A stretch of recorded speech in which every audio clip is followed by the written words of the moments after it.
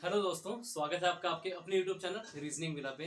I hope आप सभी बिल्कुल स्वस्थ होंगे, मस्त होंगे और पहले की तरह जबरदस्त होंगे। ठीक है, तो चलिए, हमारे साथ जो नए साथी जुड़े हैं उनका भी बहुत बहुत थैंक यू। और उनसे ये मेरी यही रिक्वेस्ट है कि जो भी नए साथी जुड़ रहे हैं वो सबसे पहले तो बेसिक वीडियो जरूर देखिएगा। ठीक है, उसके बाद आप लोग जो सेकंड या थर्ड वीडियो है उस पर आइए। नहीं तो डायरेक्ट कई स्टूडेंट होते हैं कि डायरेक्ट दूसरी या तीसरी वीडियोस पर जंप कर जाते हैं, जिससे उनसे उन्हें कॉन्सेप्ट पता नहीं होता, जिससे क्वेश्चन समझ नहीं आते, वो फिर परेशान हो जाते हैं कि ये क्या वीडियो मतलब सामने आ गई, मतलब हमने हमें समझ नहीं, ऐसा कुछ नहीं। तो पहली बेसिक वीडियो आप जरूर देखिएगा। ठीक है, तो चलिए सभी को एक बार फिर से गुड मॉर्निंग, सभी को जय श्री राम, हर हर महादेव। ठीक है, जैसा कि मैंने आपसे प्रॉमिस किया था कि एसएससी सीजीएल टायर जो 1 का है, जो आपका एग्जाम है वो दिसंबर में होने वाला है। उसके बाद फिर टायर 2 का एग्जाम होगा। तो मैंने आपको प्रॉमिस किया था कि एसएससी सीजीएल टायर 1 और टायर 2 के लिए एक टारगेट बैच में लेके जा रहा हूँ। ये टारगेट बैच वो होगा जो डायरेक्ट टारगेट करेगा एसएससी सीजीएल 1 और सेकंड, यानी प्री प्लस मेंस दोनों के क्वेश्चन आपको मेरी सारी की सारी वीडियोस में देखने को मिलेंगे, और सिर्फ वही क्वेश्चन जो आपको डायरेक्ट एग्जाम में मिलेंगे। ठीक है, तो देखिए, आज मैं एक नए टॉपिक, तो नया नहीं है, आपने कोडिंग डिकोडिंग एक्चुअली पहले पढ़ा होगा। ये जो आप चीज देख रहे हो जिसमें आपको रॉज में लेटर कुछ दिखे नजर आ रहे हैं बॉक्सेस में, मतलब ये बॉक्स लेटर को डिफाइन कर रहा है। ये जो रॉज है, रॉ है पहली वाली, ये लेटर डिफाइन कर रही है, मींस ये भी लेटर, ये सारे के सारे लेटर लिखे हैं। नीचे देखो नंबर है, फिर स्लैश डाल के सिंबल कोड दिया, मींस हर एक लेटर को या तो नंबर से कोड किया गया है या फिर सिंबल से कोड किया है, इसका ये मतलब होता है। ऐसे क्वेश्चन ध्यान रखना, ऐसे क्वेश्चन अभी तक एसएससी एग्जाम में नहीं है, लेकिन बी प्रिपेयर्ड मेरे भाई, अब देखने को मिलेंगे। ठीक है, तो एक एस्पिरेंट को मैं बोलता हूँ, एक एस्पिरेंट को हर तरीके से तैयार होना चाहिए।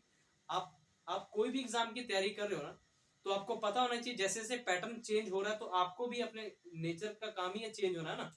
नेचर इज चेंज, अगर वो अपने आप को चेंज करती है तो समय के हिसाब से एक एस्पिरेंट को अपने अपने आप को भी चेंज करना पड़ता है। ठीक है, अब इतना समझ लो, अब एसएससी बैंकिंग सब खत्म। अब जो भी रीजनिंग में आपको बैंकिंग में पूछा जाता था वो भी आपको एसएससी में भी पूछा जाएगा। ठीक है, टायर 2 का जो, जैसा आपको पता है कि बिल्कुल ही पैटर्न चेंज हो चुका है। ठीक है, उसमें आपको एडिशनल है कि 20 जो क्वेश्चन कंप्यूटर के एक्स्ट्रा मिलेंगे, बाकी तो सिलेबस सेम है। Reasoning, maths, quant, reasoning math हो गया, आपकी जीएस होगी और इंग्लिश होगी, वो तो सारी की सारी चीजें सेम है। बट एक्स्ट्रा चीज आपकी कंप्यूटर मिल गई है, बाकी तो चीजें सेम है ना। और नंबर ऑफ क्वेश्चन भी ज्यादा बढ़ गए हैं, और नंबर ऑफ क्वेश्चन का मार्क्स भी बढ़ गया। हर एक क्वेश्चन 3 नंबर का होगा टायर 2 में। तो उन्हीं चीजों को फोकस करते हुए एसएससी सीजीएल टायर 1 टायर 2 के एग्जाम को फोकस करते हुए मैं आपको डेली बेसिस पर तो नहीं, बीच में थोड़ा सा गैप पड़ गया था, मैं भी बीमार था, तो मैं बिल्कुल ठीक हूँ, आप लोगों के सामने हूँ।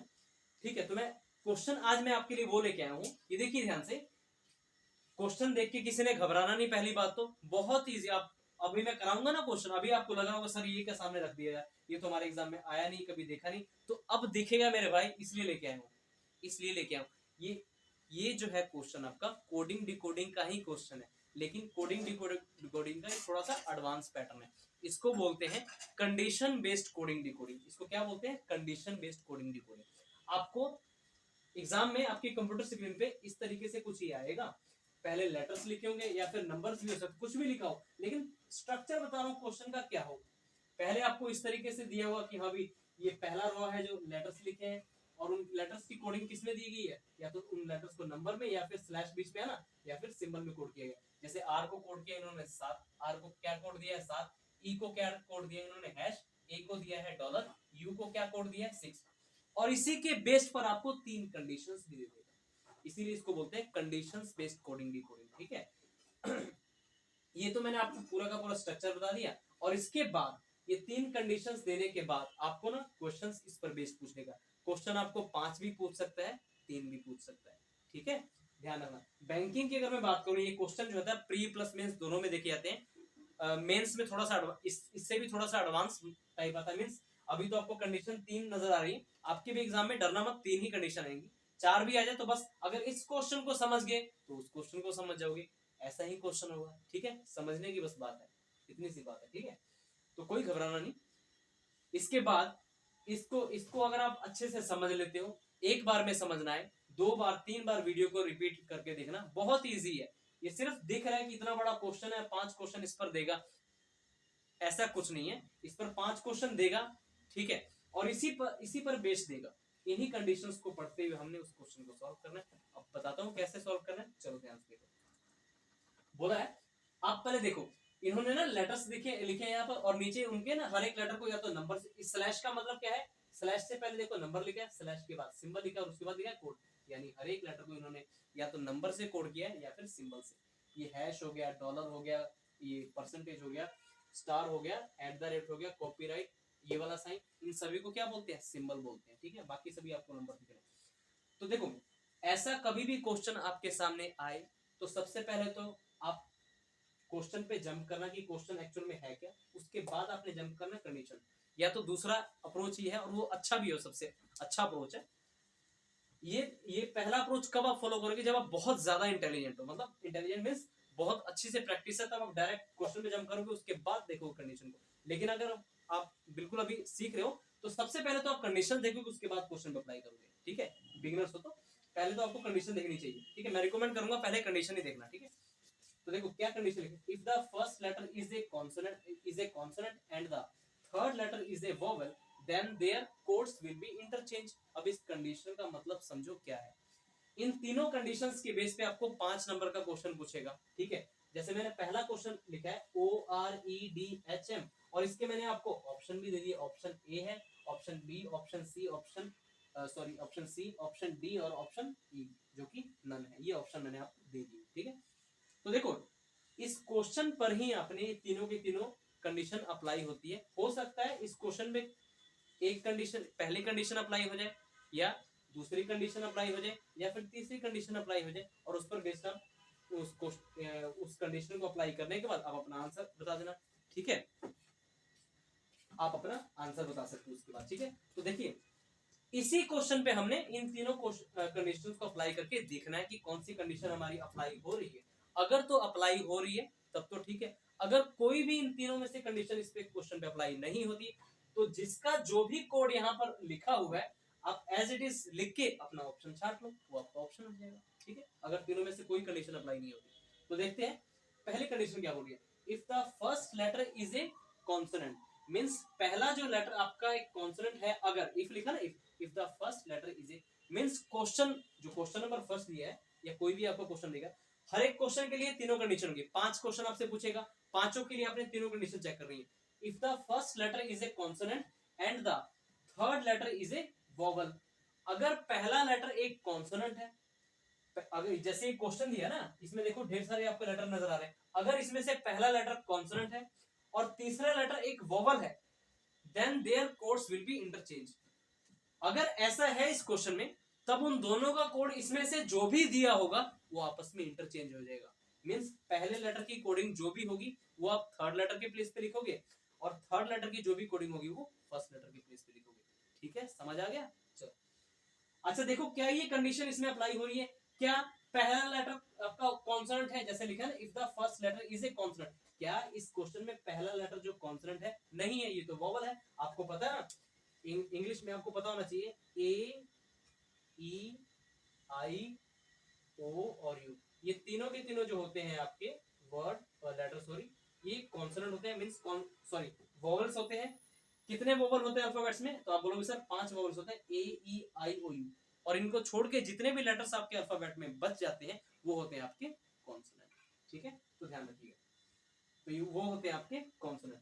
तो क्या इसमें पहली कंडीशन अप्लाई हुई, नहीं हुई, तो जस्ट आगे बढ़ जाओ, दूसरी कंडीशन चेक करते हैं। अगर पहली कंडीशन नहीं अप्लाई हो रही तो दूसरी कंडीशन चेक करेंगे, दूसरी भी नहीं हुई तो तीसरी चेक करेंगे, अगर तीनों में से कोई कंडीशन अप्लाई नहीं हुई तो जिसका जो भी इसमें कोड है एज इट इज आप लिखो और अपना ऑप्शन पिक करो, बस इतनी सी बात है। ठीक है, इफ सेकंड कंडीशन चेक करते हैं, if the first letter is a vowel, पहला लेटर आपका वोवेल है अगर, and the fourth letter is a consonant, और चौथा लेटर एक कॉन्सोनेंट है, then both will be coded as code for the vowel. इसका मतलब समझो, अगर इस क्वेश्चन कह रहा है, कंडीशन बोल रहा है, अगर पहला लेटर वोवेल है, तो आप देख रहे हो वोवेल है, पहला लेटर वो लिखा ना ये वोवेल है, और चौथा लेटर क्या है, कॉन्सोनेंट है, तो पहला लेटर दूसरा तीसरा चौथा, देखो चौथा लेटर, यानी पहला लेटर आपका एक वोवेल है, चौथा आपका कॉन्सोनेंट है, यानी दूसरी कंडीशन आपकी अप्लाई होती नजर इसमें आ गई। ठीक है, तब आपने करना क्या है, कंडीशन के मुताबिक जो आप कोड वोवेल को दोगे, यानी जो कोड आप ओ को दोगे वही कोड आपने डी को भी देना है, ठीक है ना। Then both will be coded as code for the vowel. अगर पहला लेटर आपका वोवेल है, चौथा लेटर आपका कॉन्सोनेंट है, तब इन दोनों को कोड क्या दोगे, जो कोड आप वोवेल को दोगे यानी जो कोड आप ओ को दोगे वही कोड आप डी को दोगे। तो ये कैसे ओ का पता लगेगा कि कोड क्या है, भाई इसमें से पता लगेगा ओ को क्या कोड दिया इन्होंने, ओ को दिया है एट द रेट, यानी एट द रेट आपको चाहिए, यानी कि आप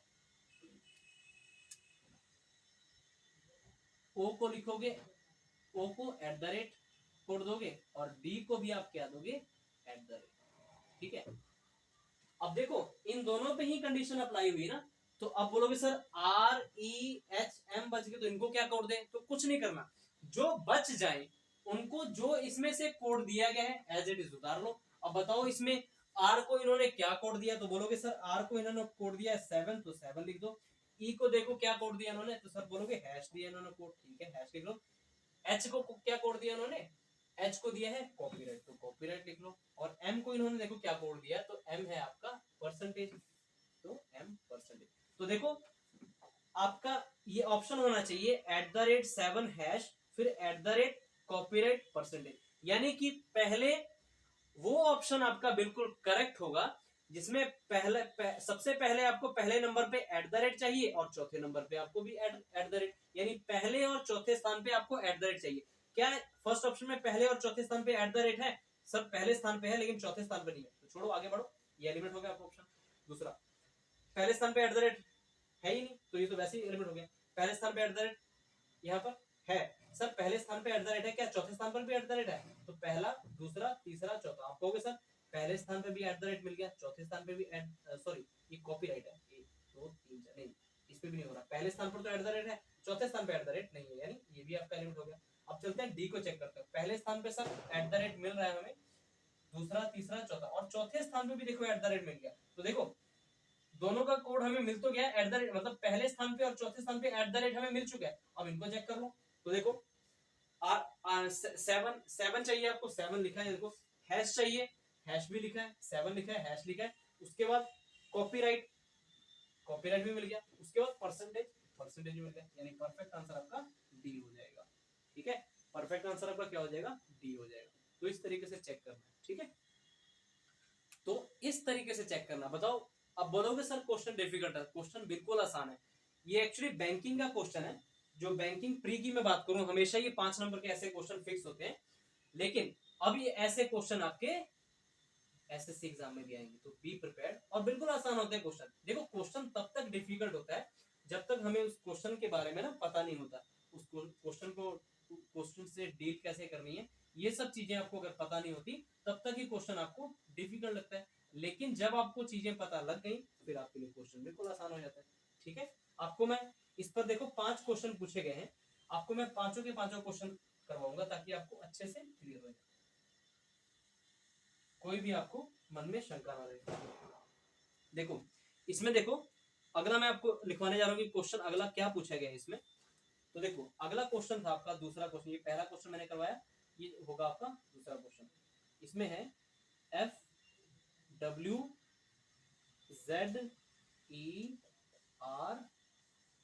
ठीक है। अब इस पर ये आपका क्वेश्चन नंबर 2 है और इसके ऑप्शन भी लिख देते हैं। ये देखो ऐसे क्वेश्चन को हमेशा ऑप्शन से ही सॉल्व किया जाता है, कंडीशन पढ़ के ऐसे क्वेश्चन को हमेशा ऑप्शन से ही सॉल्व करते होते हैं। कंडीशन पढ़ो, ऑप्शन को देखो, चेक करो, ऑप्शन एलिमिनेट करते हुए आपको सही ऑप्शन मिल जाएगा, ठीक है। पहला ऑप्शन है इसका 5, फिर कुछ इस तरीके से इसका सिंबल दिया है, आधा 8 8 इसको आप आधा 8 बोल सकते हो, फिर 1 है, फिर हैश है, फिर है 7, उसके बाद है डॉलर, ये डॉलर का निशान, उसके बाद है दूसरा ऑप्शन आपका 5, फिर ये आपको आधा 8 दो बार दिया है, फिर हैश है, फिर 7 है, फिर डॉलर है। सी ऑप्शन देखते हैं क्या दिया है। सी ऑप्शन आपको दिया है 5, फिर ये आधा 8 दिया है, फिर 1 दिया है, फिर 7 दिया है, फिर हैश दिया है, फिर आपको दिया है डॉलर, फिर आपको निशान दिया है किसका, डॉलर। फिर डी ऑप्शन देखते हैं क्या दिया है।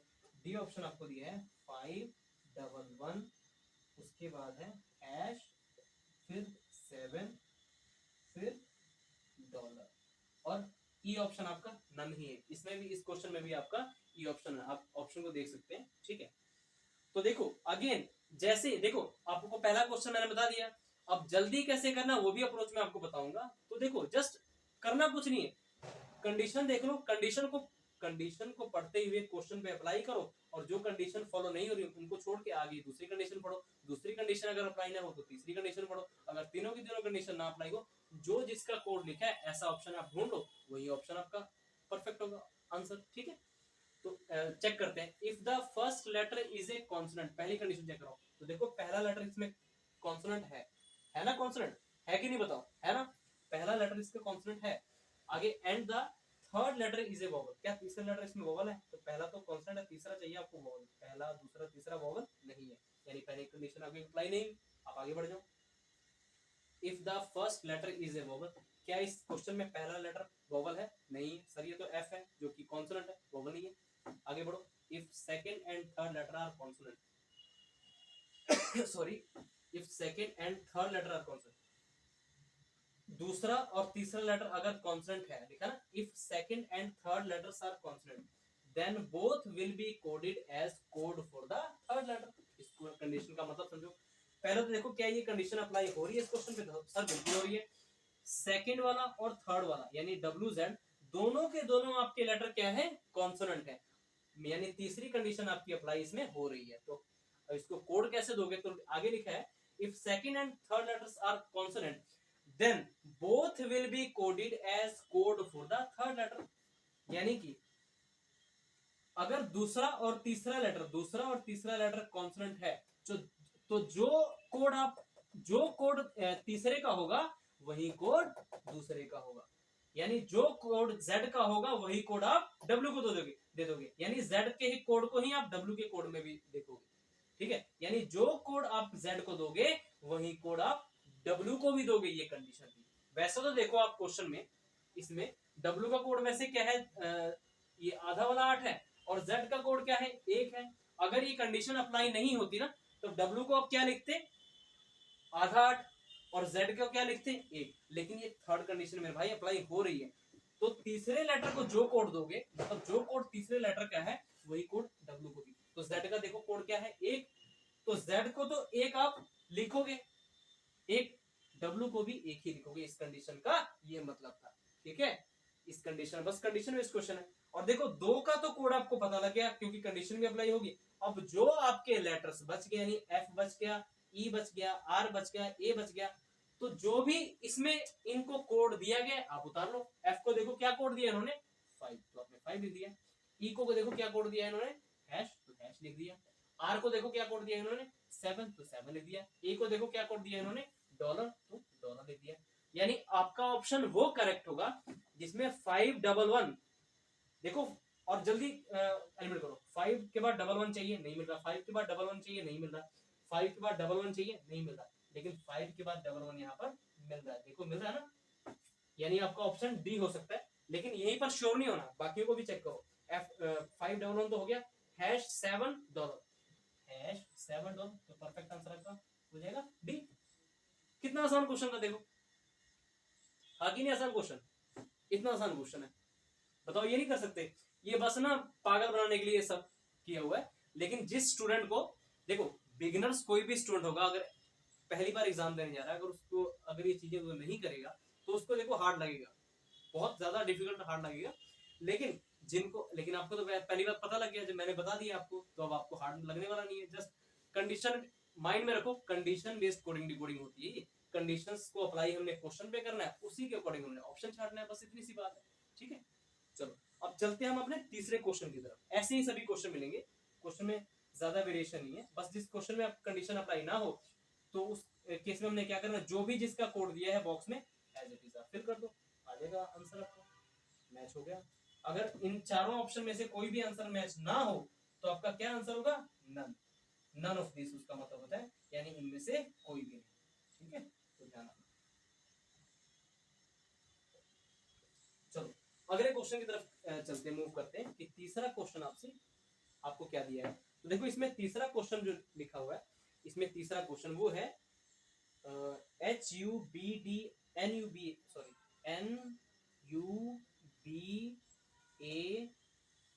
और E ये दिया है, और इस पर बेस्ड आपको दिया गया है, जो इसका ऑप्शन दिया गया है वो भी बताता हूं मैं। 2 6 3 फिर डॉलर फिर 4 फिर हैश ये दिया है। बी ऑप्शन आपका 3 2 6 फिर डॉलर फिर 4 फिर हैश ये दिया है आपको 3 6 2 डॉलर 4 और हैश। उसके बाद डी ऑप्शन आपको दिया गया है 3 6 2 डॉलर 3 उसके बाद हैश। तो देखो कुछ नहीं करना, अप्लाई करो इस क्वेश्चन पे। If the first letter is a consonant and the third letter is a vowel, पहला लेटर अगर कॉन्सोनेंट है, तीसरा लेटर अगर वोवल है, तो देखो पहला लेटर कॉन्सोनेंट है, तीसरा लेटर क्या वोवल है, नहीं है, तो बस आगे बढ़ जाओ। दूसरी कंडीशन क्या करते हैं, if the first letter is a vowel, क्या पहला लेटर इसमें वोवल है, नहीं है ना इस क्वेश्चन में वोवल, यानी दूसरी कंडीशन भी आपकी फेल होगी। तीसरे पे चलते हैं, if the second and third letter are consonant, क्या इसमें दूसरा लेटर यानी यू, तीसरा लेटर यानी बी, क्या दोनों के दोनों कॉन्सोनेंट है। आप बोलोगे नहीं सर, दूसरा वाला तो आपका वोवल है, तीसरा वाला कॉन्सोनेंट है, लेकिन दोनों के दोनों कॉन्सोनेंट नहीं है। यानी ये एक ऐसा क्वेश्चन था जिसमें आपके ना ही पहली कंडीशन अप्लाई हुई है, ना ही दूसरी, ना ही तीसरी। तो इसको क्या कोड दोगे, कैसे करोगे, जो भी जिसका कोड होगा आप लिख लो। वैसे लिखना नहीं है, अभी प्रैक्टिस के लिए आप ऐसे कर सकते हो, थोड़ा सा लिख के फिर ऑप्शन मैच करोगे ऐसा। लेकिन एग्जाम में जब आपकी ढेर सारी प्रैक्टिस हो जाएगी, लिखने की जरूरत नहीं, डायरेक्ट ऑप्शन कोड आओगे, ठीक है। तो देखो, अब देखो तीनों कंडीशन इस पे अप्लाई नहीं हुई, तो देख लो एन को क्या कोड दिया इन्होंने, एन को दिया इन्होंने 3 कोड, यू को देखो क्या कोड दिया इन्होंने 6, ठीक है। जब कोई भी कंडीशन ना अप्लाई हो, तो जो जिसका कोड है एज इट इज लिख के आप अपना आंसर मैच करो, वही आंसर आपका, वही ऑप्शन आपका आंसर होगा। बी को देखो क्या कोड दिया इन्होंने 2, ए को कोड क्या दिया इन्होंने डॉलर, क्यू को देखो क्या कोड दिया इन्होंने 4, ई को देखो क्या कोड दिया इन्होंने हैश। तो आपका वो आंसर परफेक्ट होगा जिसमें पहले तो मिले 362, देखो 263 मिल रहा है, ये तो है नहीं, 362 326 मिल रहा है, ये भी नहीं है, 362 देखो मिल चुका 362, लेकिन आगे भी चेक करो 362 के बाद आपको $4 हैश चाहिए, $4 हैश मिल रहा है मेरे भाई। तो आपका परफेक्ट आंसर कौन सा हो जाएगा, आपका परफेक्ट आंसर हो जाएगा सी, ठीक है। आपका परफेक्ट आंसर आपका हो जाएगा सी, ठीक है। आई होप सभी को अच्छे से समझ आ रहा होगा। अगर आपको किसी स्टूडेंट को समझने में दिक्कत हो रही है तो कोई दिक्कत नहीं, आप बार बार वीडियो को रिवाइज करके देखना, आपको अच्छे से समझे। बहुत आसान क्वेश्चन है, बिल्कुल डिफिकल्ट नहीं है, समझने की बस बात है। क्योंकि जो पहली बार इस क्वेश्चन को देखा होगा, जो बिल्कुल ही कंपटीशन में है, उसके लिए थोड़ा सा क्वेश्चन नया होगा, बट ये ऑलरेडी लास्ट 10 से 12 साल से क्वेश्चन बैंकिंग में पूछा जाता था। इतना पुराना क्वेश्चन बैंकिंग का अब देख लो एसएससी में भी आएगा, लेवल देख लो एसएससी का तब क्या था, लेकिन अब थोड़ा सा लेवल इसका बढ़ेगा, ठीक है। तो चलते हैं अपने चौथे क्वेश्चन की तरफ। फोर्थ क्वेश्चन क्या है देखिए। तो फोर्थ क्वेश्चन आपको दिया है, ये वाला हो गया था, हाँ, HUBD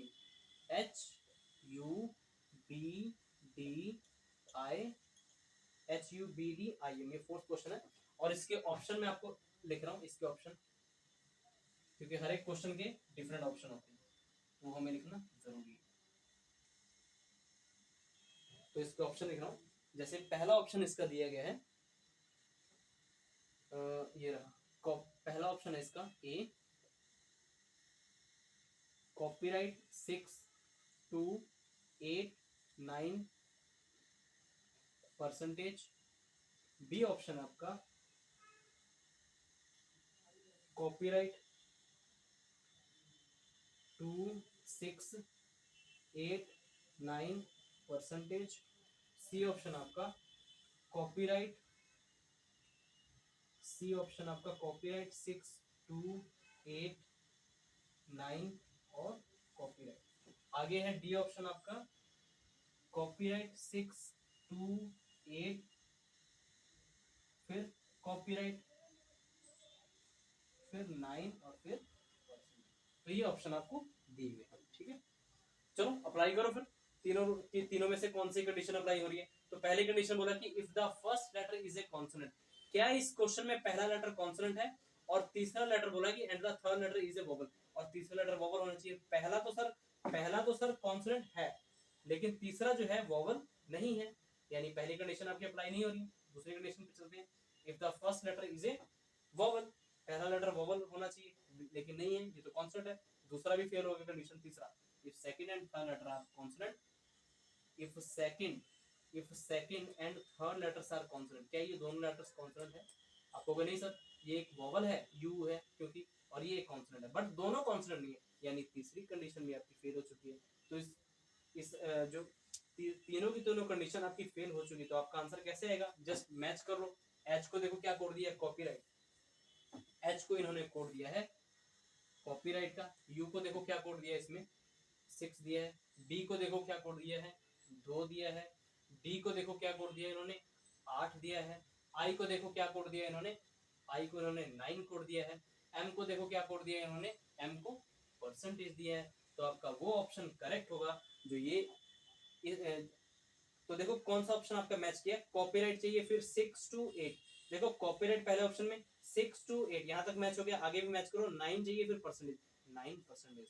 तो आपका परफेक्ट आंसर कौन सा हो जाएगा? ऑप्शन फर्स्ट आपका हो जाएगा परफेक्ट आंसर। ठीक है, आई होप आप सभी को अच्छे से समझ आ रहा होगा। ठीक है, क्वेश्चन को डिफिकल्ट नहीं होता, क्वेश्चन तब तक डिफिकल्ट होता है जब तक हमें उसके पीछे का लॉजिक नहीं पता, अप्रोच नहीं पता। ठीक है, कि इसको सॉल्व कैसे करना है। ठीक है, अब तो बहुत ही आसान लग रहा होगा आपको क्वेश्चन, है ना। फिफ्थ पे चलते हैं, फिफ्थ पे क्वेश्चन कर डालते हैं।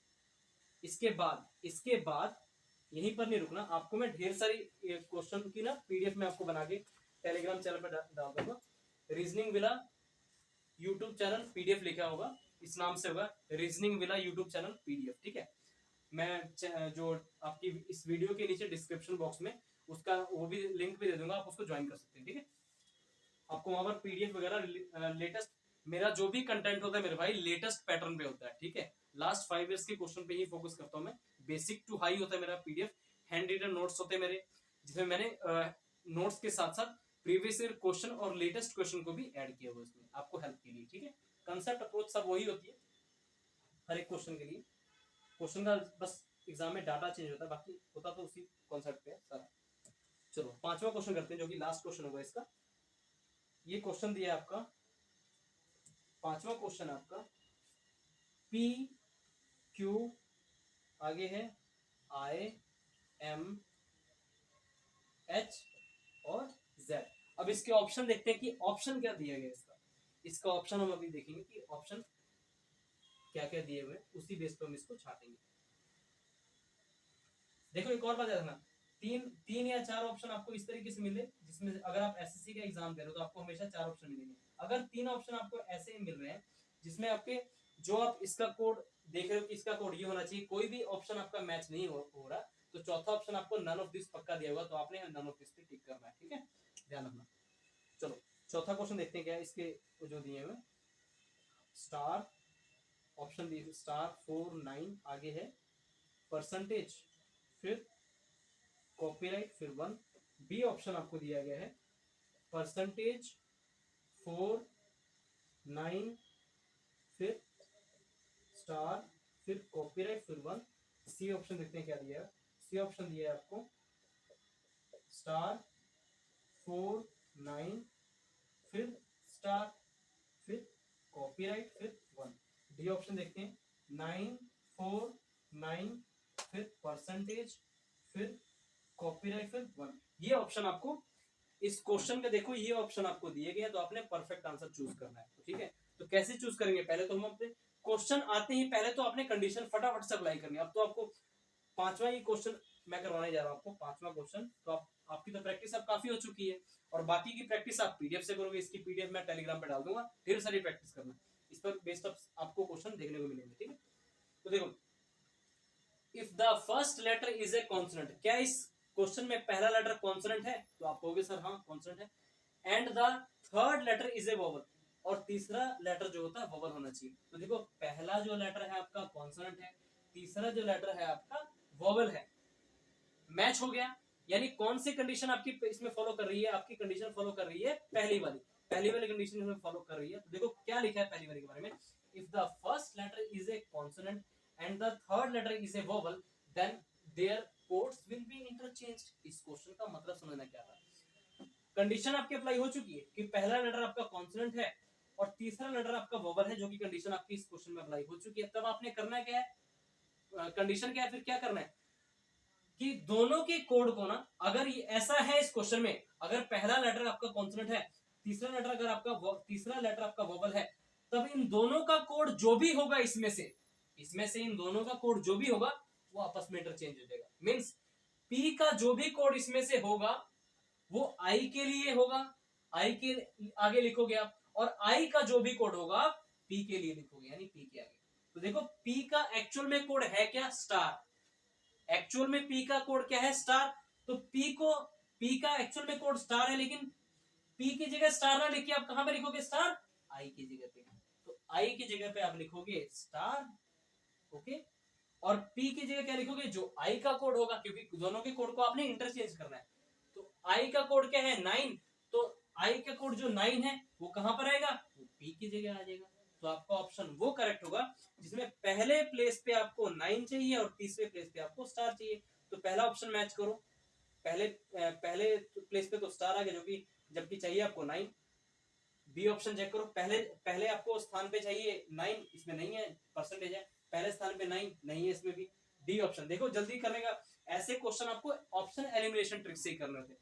पहले स्थान पे देखो 9 चाहिए, इसमें देखो डी ऑप्शन में मैच हो रहा है कि पहले स्थान पे 9 है।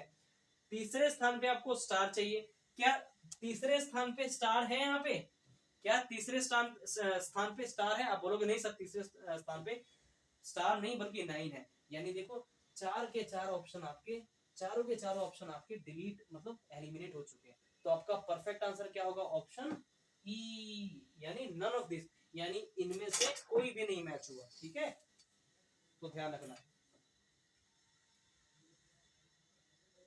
वेट कीजिएगा। ठीक है, तो आपने देखा इनमें से आपका इस क्वेश्चन के लिए इनमें से कोई भी ऑप्शन जो था आपका मतलब मैच नहीं हुआ। तो इस केस में आपका आंसर क्या होगा, नन ऑफ दिस, यानी इनमें से कोई भी नहीं। ठीक है, था ना आसान क्वेश्चन, ये सभी के लिए बहुत आसान क्वेश्चन था। ठीक है, क्वेश्चन तब तक हमें डिफिकल्ट लगता है जब तक हमें उसके पीछे का कॉन्सेप्ट में नहीं पता, उसको करने का तरीका नहीं पता। ठीक है, तो ऐसे इस क्वेश्चन की मैं 10 से 12 क्वेश्चन इसी तरीके से मैं पीडीएफ में डाल दूंगा, उन सबको प्रैक्टिस करना। उन सभी क्वेश्चंस के आपके आंसर भी मिल जाएंगे। किसी भी क्वेश्चन में डाउट फिर भी होता है तो आप कमेंट बॉक्स में लिख सकते हैं। ठीक है, आई होप आप सभी को अच्छे से समझ आ रहा होगा। ठीक है, तो मिलते हैं नेक्स्ट वीडियो में, तब तक आप अच्छे से प्रैक्टिस करिए और दबा के प्रैक्टिस कीजिए बस। ठीक है, आपके माँ बाप ही आपकी सबसे बड़ी मोटिवेशन है, उनको देखते हुए बस प्रैक्टिस कीजिए अपनी, और अपने लक्ष्य की तरफ बिल्कुल फोकस रहिए। ठीक है, एक एस्पिरेंट को हर एक तरीके से मैंने बोला कि तैयार रहना चाहिए, क्वेश्चन कैसा भी आए वो बस खेल जाए उस क्वेश्चन के साथ, अच्छे से कर ले। ठीक है, सिलेक्शन देखिए उन्हीं स्टूडेंट का होता है जो अपना एक टारगेट बना के चलते हैं, और उनमें ना जैसे कुछ ना कुछ नई चीजें सीखने की भूख होती है। जैसे सीजीएल टायर 2 का पैटर्न चेंज हुआ है, तो आपको इतना ध्यान रखना है कि बैंकिंग का भी पैटर्न आपको इसमें पूछा जाएगा, उसके लिए भी प्रिपेयर रहना है। ठीक है, तो सभी भाइयों को जय श्री राम, हर हर महादेव, जय हिंद, जय भारत। मिलते हैं नेक्स्ट वीडियो में, थैंक यू सो मच।